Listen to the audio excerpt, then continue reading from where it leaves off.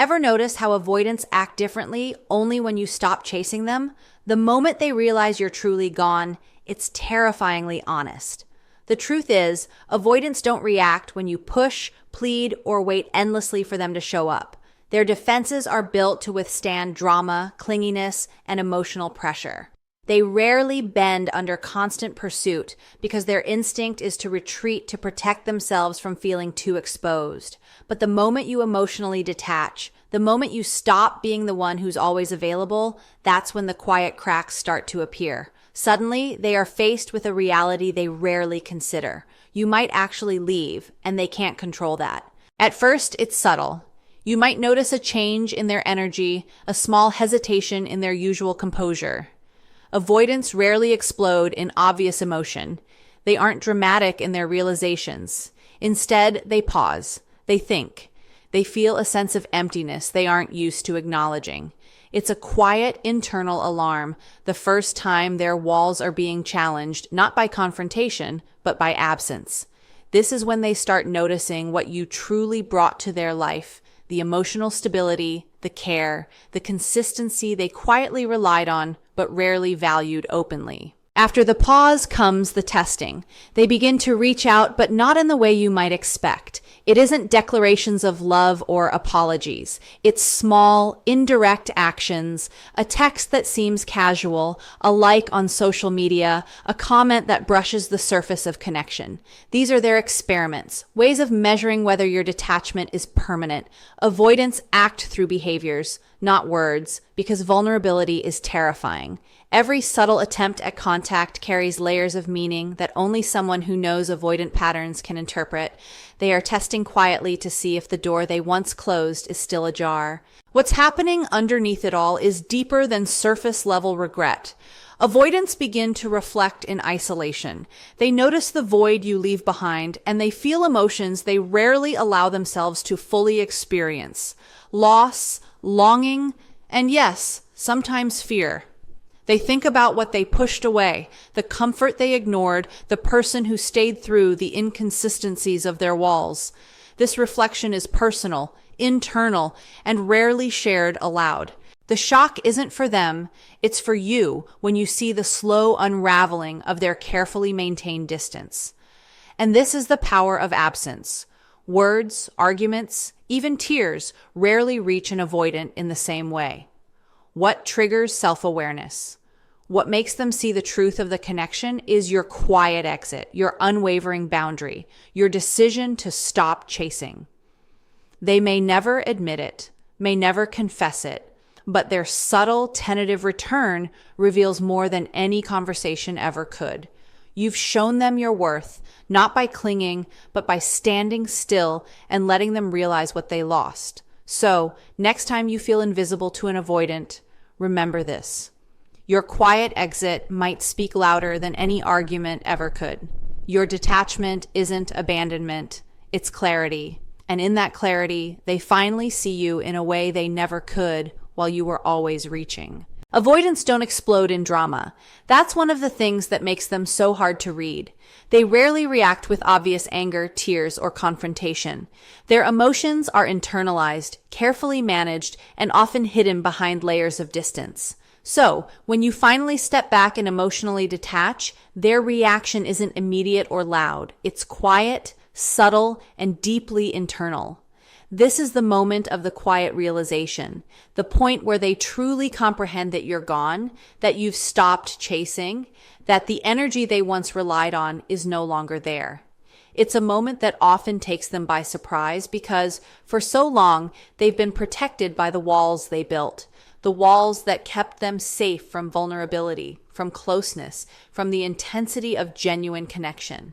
In that silence, the avoidant mind begins to race, though outwardly nothing changes. Their first thought often resembles something like, wait, they actually left me. It's not a loud epiphany or an emotional outburst. It's a quiet, almost imperceptible crack in their internal armor, the walls they spent years constructing to avoid feeling too much, to avoid being exposed, to maintain control over their relationships, start to shift. There's no panic, no frantic attempt to win you back just yet.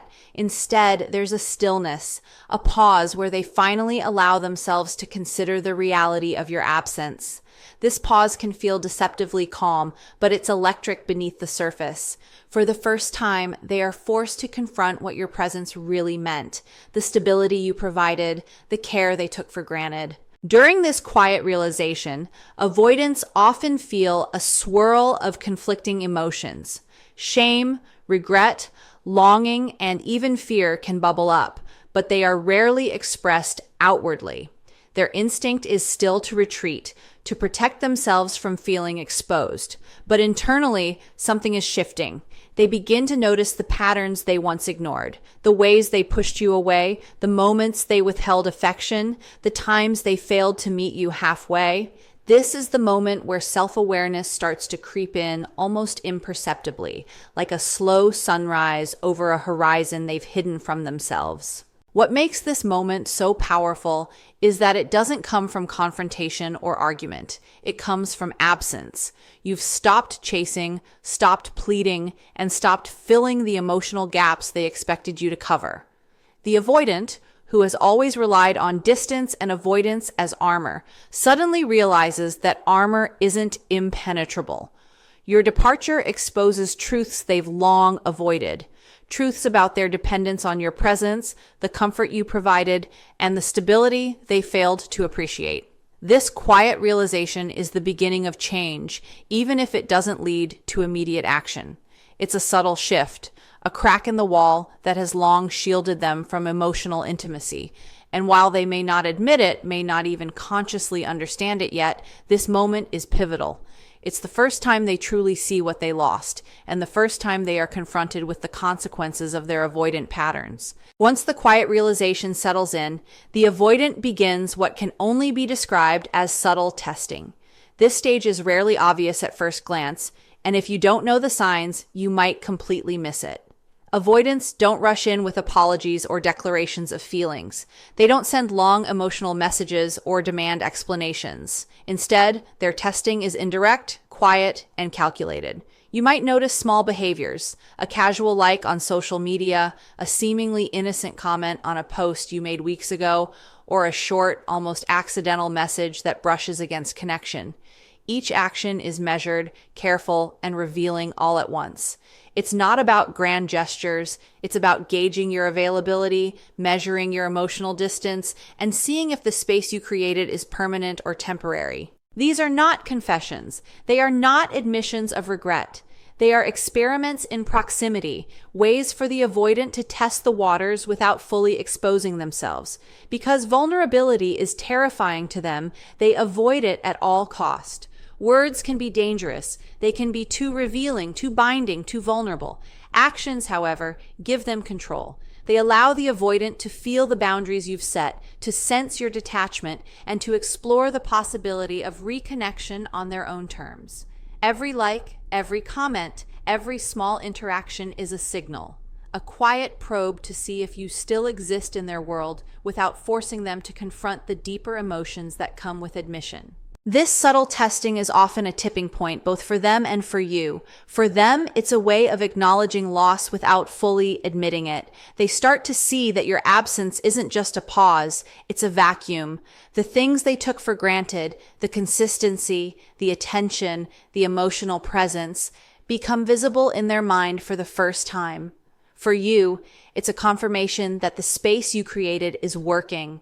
The avoidant is reacting not to words or pressure, but to your quiet strength, your detachment, your decision to stop chasing. It's the most honest feedback you can get because it comes without drama or manipulation. What makes this stage so fascinating is that avoidants are testing, not confessing. They are exploring without committing. They want to feel the pull of your presence, to sense if the connection is still there without risking exposure. This behavior often seems mysterious or even frustrating to the outside observer, but it's rooted in fear and self-protection. Every small action is carefully calibrated, revealing more about their inner state than any conversation ever could. Ultimately, subtle testing is their way of feeling out reality. They are learning slowly and cautiously that your absence matters, that your boundaries have weight, and that their own feelings are stronger than they allow themselves to admit. And while it may take time for them to fully confront these emotions, this stage marks the beginning of movement, the moment when the avoidant starts to navigate the truth of what they've lost and what they want to regain. Even though avoidants are masters of keeping their emotions hidden, there comes a moment when the ripple of your absence hits them quietly, deeply, and unavoidably. They may not show it outwardly, may not call or text in desperation, may not make dramatic declarations of regret, but internally the tide of emotion begins to stir. Loss, regret, and sometimes fear creep in like shadows they cannot easily dismiss. These are feelings they have long avoided acknowledging, tucked away behind walls of independence and self-protection. Yet, when you step back, when you stop providing the constant attention and emotional availability they've come to rely on, the void you leave suddenly becomes visible, undeniable, and profoundly impactful. This is the moment they begin to see what they took for granted. The stability you offered, the consistent care, the patience, the reassurance that never felt conditional, it was always quietly there, and they rarely had to confront it. But now without it, they experience the subtle shock of your absence. It's not loud or showy, but it resonates in ways that words cannot capture. The emotional ripple is like a slow-moving wave, at first almost imperceptible, then building with intensity as the reality sinks in. Your presence, once so ordinary in their daily life, suddenly appears as a foundation they can no longer lean on, and they start to recognize its true value. Avoidants are not accustomed to feeling emotions in this way. Their default mode is detachment, a carefully cultivated distance that allows them to operate without fully experiencing vulnerability. But when your attention, your availability, and your emotional presence are withdrawn, they are forced to face the consequences of their choices. The absence is a mirror reflecting not only what they lost, but also what they failed to appreciate. It's a quiet, uncomfortable confrontation with their own patterns. And it can trigger feelings of fear. Fear that they may have pushed away someone who genuinely cared for them, fear that they may not be able to regain what is gone, and fear that their avoidance has left a permanent mark on the connection. What makes this moment so powerful is that it is entirely involuntary. You haven't said anything dramatic. You haven't demanded attention, and you haven't manipulated their emotions. The ripple occurs because of the space you've created, the boundaries you've held, and the calm detachment you've maintained. Avoidants may continue to hide their feelings, may maintain their usual composed exterior, but inside the impact is profound. The absence reveals truths they cannot ignore. The stability, the emotional presence, and the quiet consistency they relied on without fully valuing it. Ultimately, this emotional ripple is a pivotal moment in any interaction with an avoidant. It is the first time they truly feel the weight of loss, the first time they recognize the depth of what they pushed away, and the first time they are confronted with the emotional consequences of their avoidance. Though subtle, it marks the beginning of internal change, a quiet awakening that may eventually lead them to reconsider, reflect, and in some cases, reconnect with the very person whose absence has finally reached them. Once the emotional ripple of your absence settles, the avoidant may begin what can best be described as subtle attempts at reconnection. This stage is delicate, quiet, and often easy to miss if you're not paying attention. Avoidants rarely rush in with grand declarations, dramatic apologies, or emotional outpourings. Their fear of vulnerability is too strong, and their instinct is still to protect themselves from feeling exposed. Instead, their reconnection comes in minimal, seemingly casual gestures that carry far more meaning than they let on. A simple text, a short message, or even a comment on something important to you can be a test, a probe, and an indirect confession all at once. Every small action is carefully calculated, designed to measure whether the emotional distance you've created is permanent or temporary, whether you're truly gone or just giving them space. For example, you might receive a message like, "Hey, long time no talk," or notice a subtle comment on a social media post about something you care about. At first glance, these messages seem innocuous, almost incidental, but they carry a hidden weight. They are the avoidance way of dipping their toe back into the connection without fully risking their heart. It's a form of cautious approach, a way to gauge your reaction, to see if the space you've maintained is real, and to feel the pull of your presence without exposing their vulnerability. Every word, every gesture is measured. Nothing is accidental. These actions are their language, a code that communicates desire, regret, and curiosity without ever saying it outright. Subtle attempts at reconnection are rooted in avoidant patterns. Yes, but they are also deeply human. The avoidant has realized, often too late, the value of what they once had. They feel the weight of loss, the void of your absence, and the quiet truth that they may have pushed away something irreplaceable. But fear still governs them. Vulnerability is scary. Commitment is risky. So instead of running headfirst into emotion, they test the waters, approach cautiously, and communicate indirectly. Their actions become the vessel for feelings they cannot articulate in words. They may not say, "I miss you," or "I'm sorry," but their gestures speak volumes if you know how to read them. For those who understand avoidant behavior, these small attempts are profoundly revealing. They indicate recognition, internal reflection, and in many cases, a desire to reconnect without the chaos of direct confrontation. They are hesitant, careful, and strategic, all hallmarks of avoidant behavior. But underneath it lies a simple truth. They want back what they pushed away. These moments are delicate yet powerful. They represent the first tangible movement toward bridging the emotional gap, the first sign that the avoidant is willing to reconsider their patterns, if only in small, cautious increments. In essence, subtle attempts at reconnection are avoidant love in its most understated form. They don't shout, they whisper, they don't reveal, they test, and they don't demand, they hope. For those who recognize it, these gestures carry profound meaning, a quiet, understated signal that the avoidant has acknowledged their loss and is quietly, cautiously seeking to reclaim what they once let slip through their fingers. After subtle attempts at reconnection, the avoidant often retreats again, not out of disinterest, but to process everything internally. This is the stage of self-reflection and isolation, a quiet, private reckoning where they confront emotions they have long avoided. Avoidants are wired to protect themselves from vulnerability, and even when they begin to feel the impact of your absence, they rarely externalize these feelings. Instead, they retreat into solitude, giving themselves space to think, analyze, and in many cases, regret. During this period, they ask themselves questions they have avoided for months or even years. What did I miss? Why did I push this person away? Could I have acted differently? These are not rhetorical questions. They are part of a silent internal dialogue that forces the avoidant to confront the reality of their choices. This reflection is rarely shared, at least not in the way others might expect.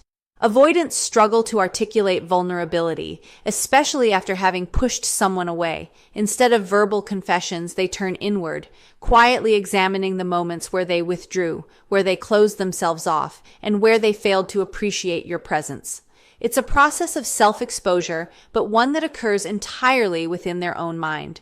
They sift through memories, noticing patterns they ignored before, the times you were patient, the stability you provided, and the consistent effort they took for granted. They begin to see, often for the first time, the real value of what they almost lost.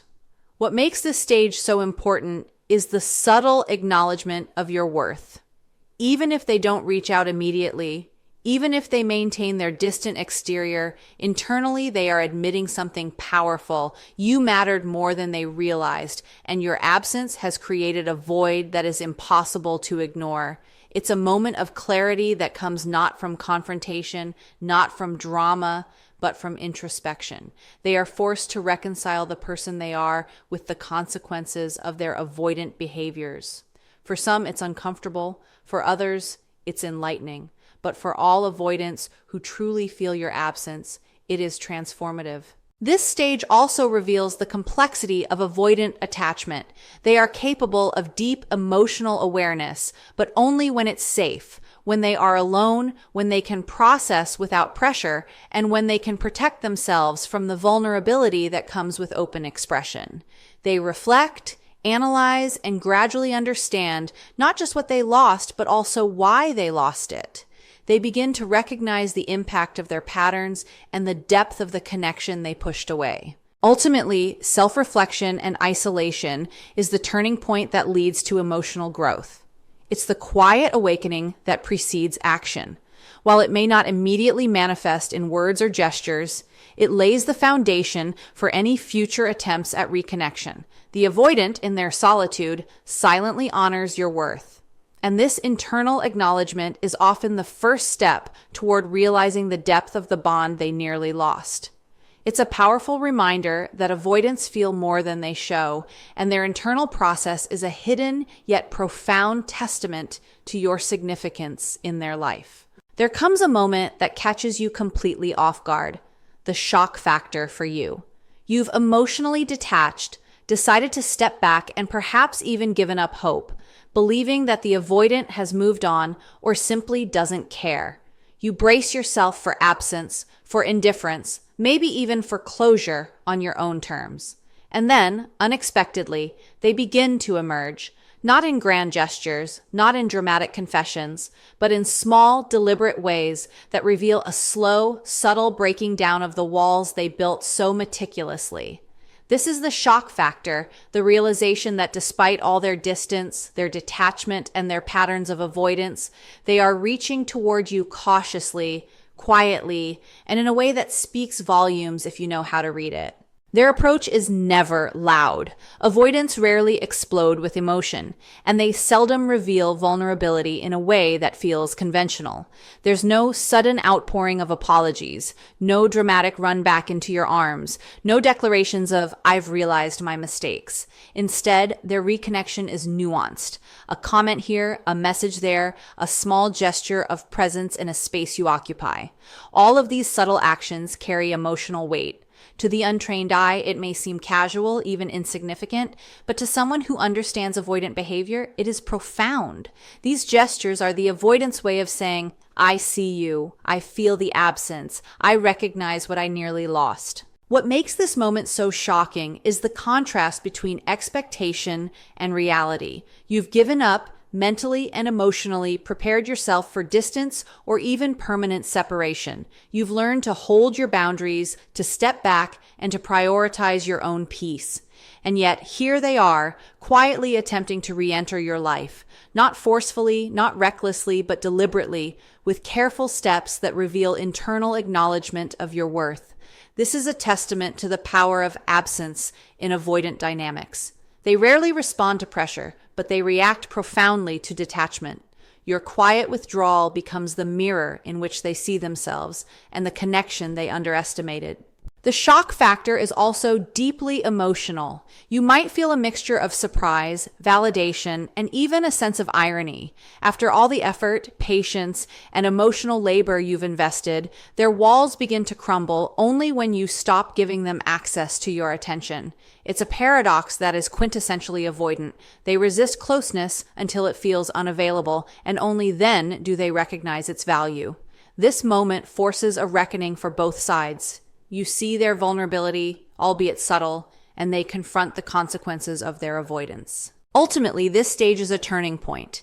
While it may not immediately lead to full reconnection, it is the first tangible evidence that the avoidant has processed your absence and is beginning to navigate their own emotions. It is profound because it requires insight to interpret, patience to observe, and emotional maturity to respond. And for you, it's a moment of clarity, a recognition that your boundaries, your withdrawal, and your quiet strength have impacted them in a way words never could. Here's the most important insight to understand. When it comes to avoidance, they never truly change because of words. Conversations, arguments, or even heartfelt confessions rarely penetrate the walls they've built around themselves. Avoidants are wired to protect their emotional space, to guard against vulnerability, and to maintain distance when they feel threatened by closeness. Telling them how you feel, pointing out their patterns, or even pleading for them to recognize their impact often falls on deaf ears. Real change, the kind that is lasting and meaningful, doesn't come from external pressure or rational explanation. It comes from absence. It comes from creating space and allowing them to confront the consequences of their own actions. Your withdrawal is the mirror in which they finally see themselves and the connection they risked losing. Your calm, consistent boundary is what triggers this self-awareness. By stepping back and not chasing, not arguing, and not negotiating their attention, you send a powerful nonverbal message. I am here, but I will not compromise my worth for your avoidance. Avoidants may resist noticing it at first, but over time, the absence of your constant availability begins to penetrate their consciousness. It forces them to face questions they may have been avoiding. Did I take them for granted? Did I push away someone who truly cared? What have I lost by not showing up? This is the beginning of authentic self-reflection, a process that is deeply uncomfortable but ultimately transformative for someone with avoidant tendencies. Stepping back is, in many ways, the most powerful move you can make when dealing with an avoidant. It demonstrates self-respect, emotional maturity, and the strength to maintain boundaries without resorting to manipulation, confrontation, or ultimatums. Avoidants respond not to demands or arguments. They respond to the reality of loss, to the tangible absence of something they once relied on without fully appreciating. Your calm, steady boundary becomes a catalyst for change because it highlights their dependence on your presence, the stability you provided, and the care they overlooked. Absence, in this context, is not a punishment. It's a tool for awakening, for creating insight, and for fostering a realization that words alone cannot achieve. This psychological insight also explains why many relationships with avoidance follow a predictable pattern. They may resist closeness, retreat under pressure, or push you away repeatedly. But the moment you detach and stop giving them automatic access to your attention, they are forced to reckon with the value of what they lost. Change is slow, subtle, and often indirect, but it is real. Your boundaries, your patience, and your ability to step back without drama become the triggers that shift their awareness from avoidance to reflection. Ultimately, the takeaway is clear. With avoidance, absence teaches lessons words cannot. Stepping back is not about punishment. It's about creating the conditions for self-awareness. Your calm, consistent presence from a distance shows them your worth in the most undeniable way. It's the quiet, powerful strategy that can finally make an avoidant notice, reflect, and potentially change, not because they are told to, but because they feel it for themselves. So let's bring this full circle. You've watched, waited, and perhaps even felt invisible to the avoidant in your life. You've poured your energy into connection, tried to communicate your feelings, and even accommodated their distance. And yet, it often feels like nothing reaches them. But here's the subtle, almost paradoxical truth. Your quiet exit, your decision to step back, your choice to protect your own emotional space, these actions speak louder than any argument, any explanation, or any declaration ever could. Avoidants are not wired to respond to words alone. They respond to reality, to absence, to the undeniable proof that what they took for granted is no longer theirs to claim. Your calm detachment becomes a mirror reflecting not only your worth, but also the consequences of their patterns of avoidance.